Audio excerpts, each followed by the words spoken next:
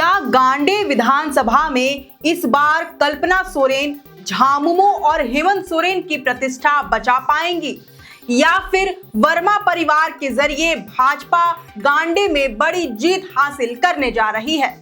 दरअसल झारखंड में चुनाव के नजदीक आते ही गिरिडीह जिले में आने वाला गांडे विधानसभा हॉट सीट बनता दिखाई दे रहा है, क्योंकि कुछ समय पहले ही यहां पर उपचुनाव हुआ, जहां मुख्यमंत्री हेमंत सोरेन की पत्नी कल्पना सोरेन ने राजनीति में शिरकत की और इसी गांडे सीट के जरिए पहली बार में ही विधायकी का चुनाव जीत पाने में कामयाबी हासिल की।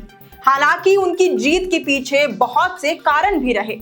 एक तो मुख्यमंत्री हेमंत सोरेन की गिरफ्तारी के कारण उनकी पत्नी होने के नाते उन्हें भर भर कर सहानुभूति मिली। दूसरा कि झारखंड अलग राज्य के बनने के बाद से ज्यादातर समय जेएमएम को यहां से जीत मिलती रही। वहीं हेमंत सोरेन की गैर मौजूदगी में जेएमएम ने कल्पना सोरेन को सीएम की तर्ज पर फेस वैल्यू दिया।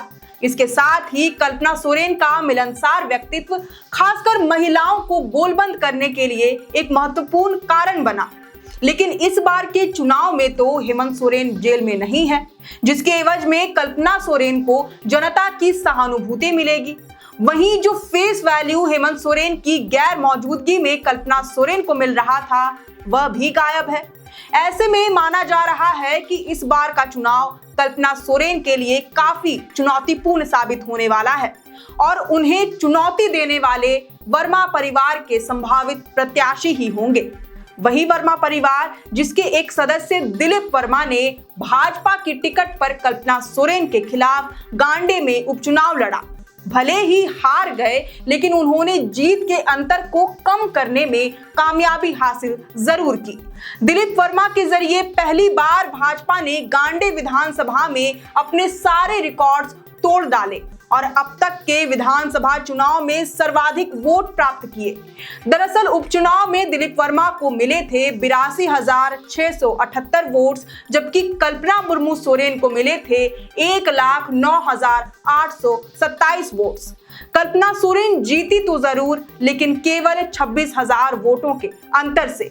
ये अंतर इसलिए भी इतना कम माना जा रहा है क्योंकि गांडे में जिस कदर जेएमएम ने कल्पना सोरेन का चेहरा चमकाया और उनके लिए प्रचार प्रसार किया, उसके मुकाबले भाजपा ने समझो तो कुछ भी नहीं किया।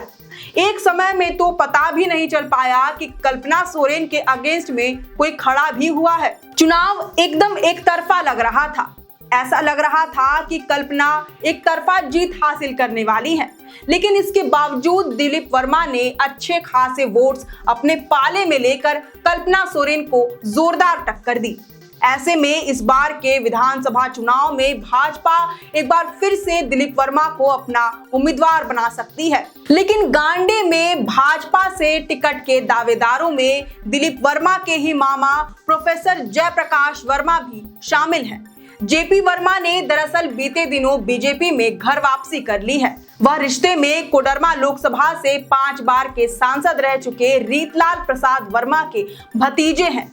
उन्होंने साल 2014 के विधानसभा चुनाव में भाजपा की टिकट पर गांडे सीट पर चुनाव लड़ा और जीत हासिल की थी। अलग राज्य निर्माण के बाद जेपी वर्मा के ही बदौलत भाजपा ने गांडे में अपना किला गाड़ा, लेकिन 2019 के चुनाव में वह डॉक्टर सरफराज अहमद के हाथों मात खा गए थे, हालांकि बहुत ही कम वोटों के अंतर से।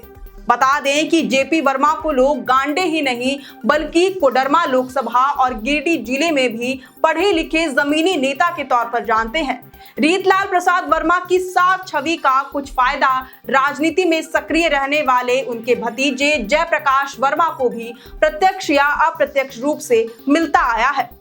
आपको ये भी बता दें कि पिछले ही साल उन्होंने कोडरमा लोकसभा से टिकट की आस में भाजपा छोड़कर जेएमएम का दामन थाम लिया था, लेकिन जब कोई फायदा नजर नहीं आया तो उन्होंने निर्दलीय प्रत्याशी के तौर पर ही कोडरमा लोकसभा से चुनाव में छलांग लगा दी थी। हालांकि जब कुछ हासिल नहीं हुआ तो जेपी वर्मा ने भाजपा में घर वापसी कर ली है।